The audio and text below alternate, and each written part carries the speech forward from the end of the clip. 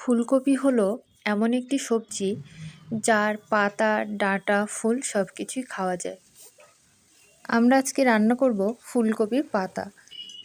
এই ফুলকপির পাতা ভাজা অথবা বাটা যে কোনোভাবেই খাওয়া যাবে। ফুলকপির পাতাটা কেটে ধুয়ে নিয়ে আমি দিয়ে দিয়েছি কড়াইতে সেদ্ধ করার জন্য, এবং এই ফুলকপির পাতা সেদ্ধ করার সময় আমি দিয়ে দিয়েছিলাম লবণ এবং হলুদ। কড়াইতে পাতাটা দেওয়ার পর যে জলটা বেরিয়েছিল সেই জলটা ফেলে দিয়ে আবার নতুন করে জল দিয়ে আমি পাতাটা ভালোভাবে সেদ্ধ করে নিয়েছি।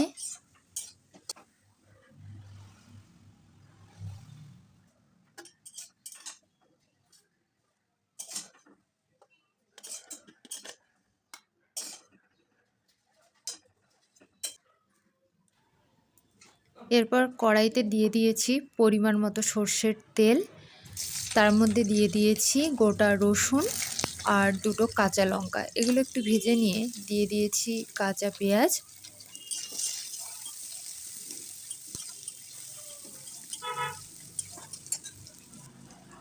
পেঁয়াজ, রসুন, কাঁচা লঙ্কা একটু ভাজা হয়ে গেলে তার মধ্যে দিয়ে দিয়েছি কালো জিরে।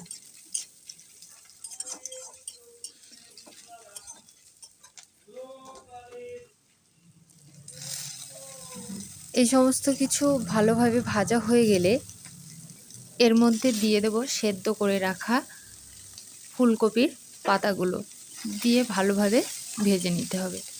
কেউ যদি চায় যে এই ফুলকপির পাতাটা ভাজা অবস্থায় খাবে তাহলে সে সেটাও খেতে পারে, তবে সেক্ষেত্রে কালো জিরেটা স্কিপ করতে হবে এবং কাঁচা লঙ্কাটা গোটা না দিয়ে সেটা কেটে দিলেই সুন্দর একটা ভাজা হয়ে যাবে। এরপর ভাজা পাতাটা পেটে নিলেই তৈরি হয়ে যাবে ফুলকপির পাতা ভর্তা।